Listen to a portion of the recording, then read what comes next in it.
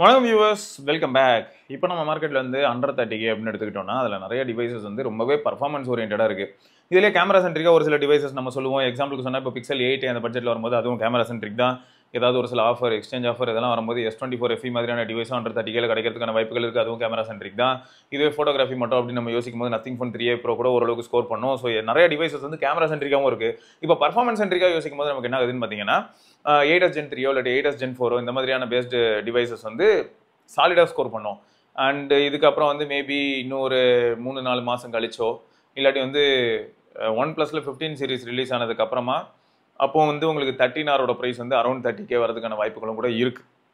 இதுக்கு முன்னாடி 11R அப்படி தான் வந்திருக்கு, 12R அப்படி தான் வந்திருக்கு. அப்படின்னும் போது அது 30K அண்ட் அண்டர் 30Kக்கு வந்து 13R வரலாம் based on stocks and availability.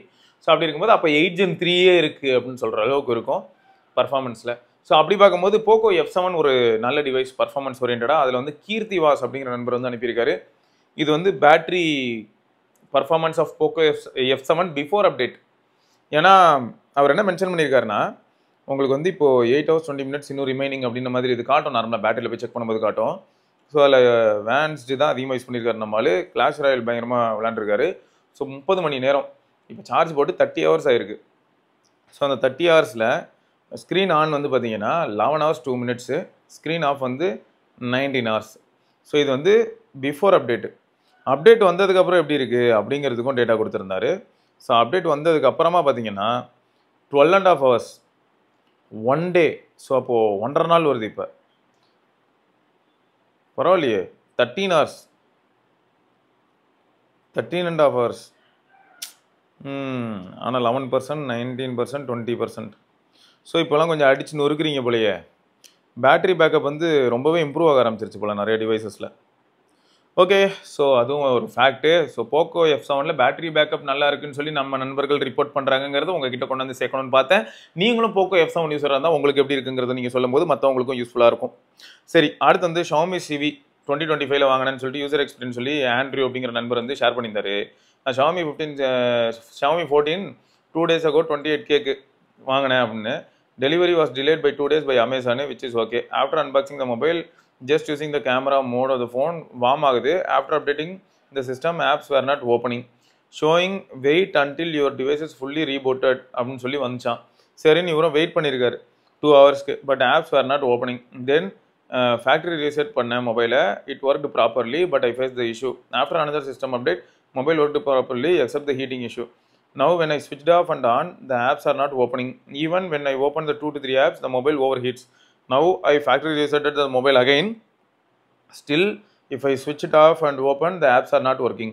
I think visiting service center may be the only option அப்படின்னு போட்டிருந்தாரு. நான் அவருக்கு என்ன சொன்னேன்னா, இது வந்து ஏதோ கோர் லெவலில் அந்த ஹைப்பர்வைஸ் இருக்கு இல்லையா, அதுவோ அப்படி இல்லைனா வந்து உங்களுக்கு ஹார்ட்வேர் லெவல்லையோ ஏதாவது டிஃபெக்ட் இருக்கிறதுக்கான வாய்ப்பு இருக்குது. மேபி நீங்கள் ரீசெட் பண்ணியும் ஃபிக்ஸ் ஆகலை, ஃப்ளாஷ் பண்ணி பாருங்கள். ஃப்ளாஷ் பண்ணியும் ஃபிக்ஸ் ஆகலைன்னா அஃபிஷியலாக சர்வீஸ் சென்டரில் போய் கொடுத்து உங்களுக்கு வந்து ப்ராப்பரான இன்ஸ்பெக்ஷனோட புது ஃபோன் கொடுக்கறதுக்கான வாய்ப்பு இருக்குது. ஸோ அதை முயற்சி பண்ணுங்கள் அப்படின்னு சொல்லியிருந்தேன். ஏன்னா இந்த அளவுக்கு மோசமாலாம் சிவி இருந்ததில்லை. சிவி கிட்ட இருக்க பிரச்சனை என்ன அப்படின்னு நான் சொல்கிறேன்.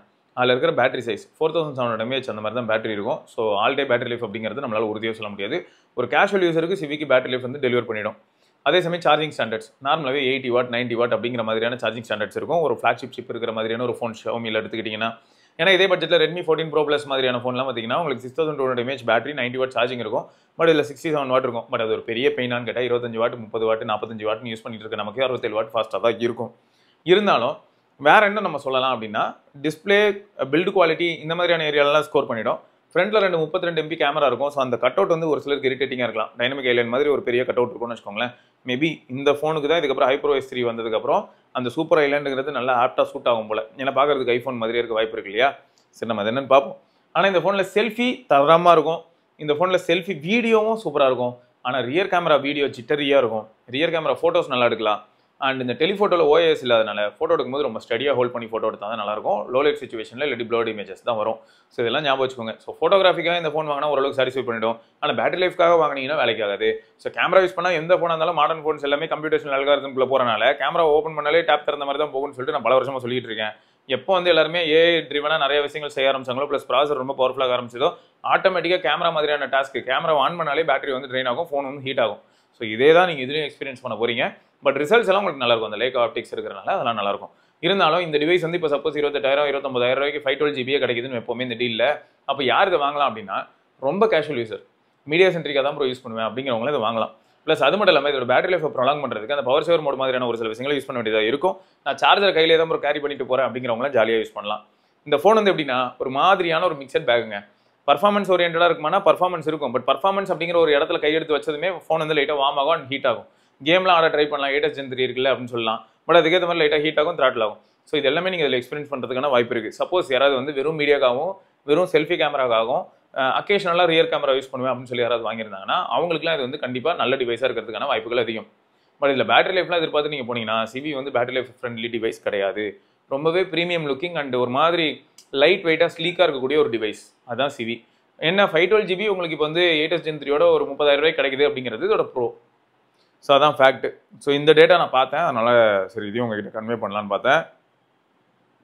அடுத்தது பார்த்தீங்கன்னா தேவ் ஆனந்த் அப்படிங்கிற நண்பர் வந்து, hi Sivana, I am a big fan of your YouTube videos. I really appreciate the way you review the gadgets in a practical and unbiased manner and unlike அதெல்லாம் நமக்கு எதுக்கு ப்ரோ, ஒவ்வொருத்தர் நிலமை என்னன்னு நமக்கு தெரியாது, அதனால் விடுங்க. சரி, நம்ம கம்யூனிட்டிக்கு அது வந்து வேறு லெவலில் இருக்காங்க எல்லாருமே. இப்போ பாருங்கள், நீங்களும் கூட பார்த்தீங்கன்னா உங்களோட டவுட்டு கேட்டிங்க ஒரு பக்கம். இதே மாதிரி நிறைய நண்பர்கள் வந்து டவுட்டு மட்டும் இல்லாமல் என்ன வாங்கலாம் வாங்கக்கூடாதுங்கிறதுக்கு நமக்கு ஹெல்ப் பண்ணி டைம் சேவ் பண்ணிக்கிட்டு இருக்காங்க. எவ்வளோ பெரிய விஷயம் அது. ஸோ அந்த ஆங்கிள் நம்ம போவோம். I need your help in recommendation of a phone for my mother. My budget is between 15 to 20K. The key requirements are good battery backup with decent charging speed. Not keen on 25 watt fast charging. Not too keen on 25 watt fast charging சொல்லிருக்காரு. Durable body with drop and splash resistance as she tends to drop her phone occasionally. Latest OS with the latest 2 years of software support. Oh, at least 2 years of software support. Not too bulky. ஐயோ, இக்கட்டான நிலைமையில நம்மளை மாட்டி விடுறாரு. நம்ம என்ன பண்ணலாம்? இவருக்கு ஓரளவுக்கு ரிலேபிளான என்ன நண்பர்களை நம்ம சஜஸ்ட் பண்ணலாம்? ஓகே, கொஞ்சம் சேஃபாக ப்ளே பண்ணுவோம். Hi Dev bro, from your requirements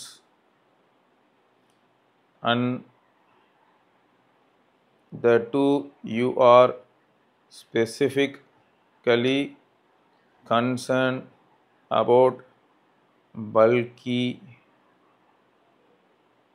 or heavy phones, அதாவது வேணாம் அப்படின்னு சொல்லியிருந்தார் இல்லையா, it is better to choose CMF phone 2 Pro for your mom. Have a nice day. Regards.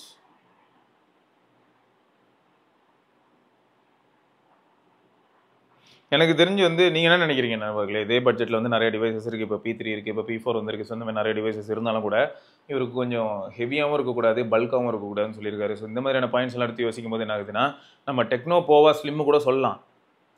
அம்மா என்ன கேஷுவலாக தானே யூஸ் பண்ண போகிறாங்க அப்படின்னு கூட நம்ம சொல்லலாம். பட் கொஞ்சம் சேஃபராகவும் இருக்கட்டுமே.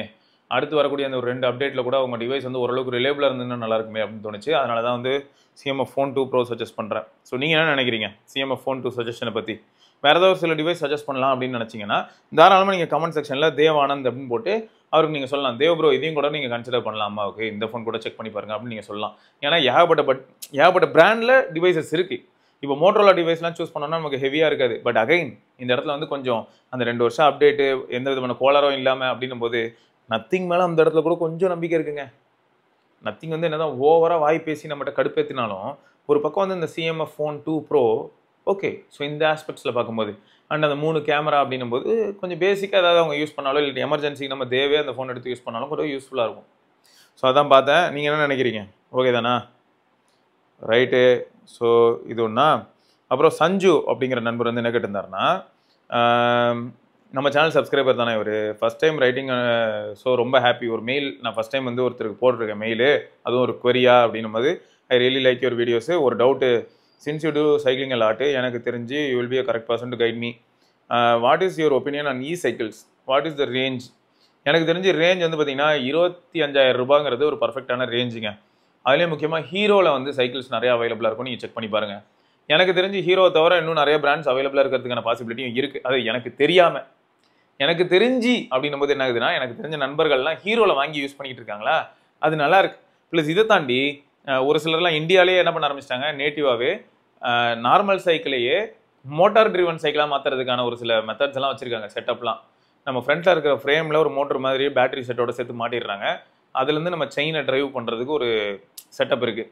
ஸோ இதையும் கூட நீங்கள் செக் பண்ணி பார்க்கலாம். நம்ம நார்மல் சைக்கிளே மோட்டார் ட்ரிவன் சைக்கிளாக மாற்ற முடியும், அது சைக்கிளாக மாற்ற முடியும். ஸோ அதுக்கும் ஆப்ஷன்ஸ் இருக்குது. பட் உங்களுக்கு வந்து சைக்கிள் தான் வாங்க போகிறீங்க அப்படின்னு உறுதியாகிடுச்சுன்னா, ஹீரோ வந்து ரொம்ப நல்லா அதை பண்ணிகிட்டு இருக்காங்க. நம்ம விக்கி கிட்ட கூட இருக்குது ஹீரோ சைக்கிள் இந்த மாதிரி எலக்ட்ரிக்கு. ஸோ இந்த எலக்ட்ரிக் சைக்கிளோட அட்வான்டேஜ் என்னன்னா, ஃபார் த ஃபர்ஸ்ட் டைம் நீங்கள் சைக்கிளிங் போகிறீங்க, ஒரு 20 கிலோமீட்டர் போகலான்னு சொல்லி ஆசைப்படுறீங்க அப்படின்னும் போது, அந்த 20 கிலோமீட்டர் போகும்போது லைட்டாக உங்களுக்கு சோர்வாயிடுது அப்படின்னும் போது உங்களுக்கு அசிஸ்டிவ் பெடல் ஆப்ஷன் இருக்கும். இந்த அசிஸ்டிவ் பெடல் எப்படின்னா, நீங்கள் நார்மலாக நீங்கள் எஃபோர்ட் போட்டு பெடல் பண்ணணும்னு அவசியம் இல்லை. நீங்கள் லைட்டாக ஒரு எஃபோர்ட் போட்டிங்கன்னா போதும், மோட்டரும் சேர்ந்து அந்த எஃபோர்ட் உங்கள் கூட சேர்ந்து பெடல் பண்ணும். ஸோ அதனால் உங்களால் ஈஸியாக பெடல் பண்ணி கொஞ்சம் டிஸ்டன்ஸ் எக்ஸ்ட்ராவாக கவர் பண்ண முடியும். அண்டு அதே சமயம் வீட்டுக்கு வரதுக்கும் ஈஸியாக இருக்கும். ரொம்ப சோம்பலாகவும் அழுப்பாகவும் இருக்காது. ஸோ அதனால் நீங்கள் கம்யூட்டுக்கு யூஸ் பண்ணுறதா இருந்தால் சைக்கிள்ஸ் வந்து ரொம்பவே கம்ஃபர்டபுளாக தான் இருக்க போகுது. அது மட்டும் இல்லாமல் இந்த சைக்கிள்ஸ்லேயே இப்போலாம் பார்த்தீங்கன்னா ஹெட் லேம்ப்பு, டெயில் லைட்டு எல்லாமே வச்சு வந்துருதா. ஸோ மெனக்கட்டு தனியாக ஒரு செட்டப் இதுக்குன்னு வாங்கி அதை வந்து உட்காந்து சார்ஜ் போட்டுக்கிட்டோ இல்லாட்டி பேட்டரி மாற்றிக்கிட்டோ இருக்கணும்னு அவசியம் கிடையாது. ஸோ செக் பண்ணி வாங்கிக்கோங்க. எனக்கு தெரிஞ்ச சைக்கிள் இஸ் வெரி குட். அதுவும் முக்கியமாக எப்போனா நீங்கள் வந்து இந்த மாதிரி கம்யூட்டுக்கு போகிறது. எனக்கு தெரிஞ்ச இந்த ஸ்கூட்டர்ஸ்லாம் வாங்குறதுக்கு இந்த சைக்கிள் வாங்கி நம்ம நண்பர்கள் யாராவது ஓட்டினாங்கன்னா கூட நான் ரொம்ப சந்தோஷப்படுவேன். ரீசன் என்னன்னா, இந்த அசிஸ்டிவ் பெடல் சீரியஸாக ஒர்க் அவுட் ஆகுங்க. நீங்கள் யாருனாலும் ட்ரை பண்ணி பாருங்கள். நீங்கள் பெடல் பண்ணணும்னு அவசியம் இல்லை. நீங்கள் ஒரு ஜென்டில் புஷ் கொடுப்பீங்க. சும்மா பெடல் சுற்றிக்கிட்டு இருக்கோம், உங்கள் காலை வச்சுக்கிட்டு இருப்பீங்கன்னு வச்சுக்கோங்களேன். அந்த மாதிரியான ஒரு ஃபீல் இருக்கும். மோட்டரே மற்ற வேலைகளெல்லாம் பார்த்துக்கும். ஸோ செக் பண்ணி பாருங்கள், ரொம்பவே யூஸ்ஃபுல்லாக இருக்கும். ரைட்டா? ஸோ எனக்கு தெரிஞ்சு ஹீரோ இருக்குது. மற்றபடி வேறு அதில் நல்ல நல்ல ஆப்ஷன்ஸ் இருந்ததுனால சொல்லுங்கள். ஸ்டீட் இந்தியா அப்படின்னு ஒன்று இருக்குங்க, கோயம்புத்தூர் பேஸ்டுன்னு நினைக்கிறேன். ஸ்டீட் இந்தியா அப்படின்னு STEED. அவங்க வந்து சைக்கிள்ஸ் வந்து செயின்லெஸ் பண்ணுறாங்க. ஸோ உள்ள ஒரு ஷாஃப்ட் வச்சு செயினே இல்லாமல் பெடல் பண்ணுற ஏரியாவிலேருந்து பேக் வீலுக்கு வந்து ஒரு ஷாஃப்ட் கனெக்ஷன் மாதிரி கொடுத்து அதுக்கு ஆயில் மட்டும் மாற்றிக்கணும் போல், வருஷம் வருஷம் ஆயில் மாற்றணும் போல் யூஸ் பண்ணும்போது. ஸோ இப்படி ஒரு மெத்தடும் இருக்குது, இப்படிப்பட்ட சைக்கிளும் இருக்குது, செயின்லெஸ் சைக்கிள்ஸ். ஸோ அதையும் கூட செக் பண்ணி பாருங்கள். சரியா? ரைட்டுங்க, ஓகே. ஸோ இதோட நம்ம இன்னொரு பதிவில் சந்திப்போம். அது இருக்கும் சிவபரணி, பார்க்கலாங்க. பை.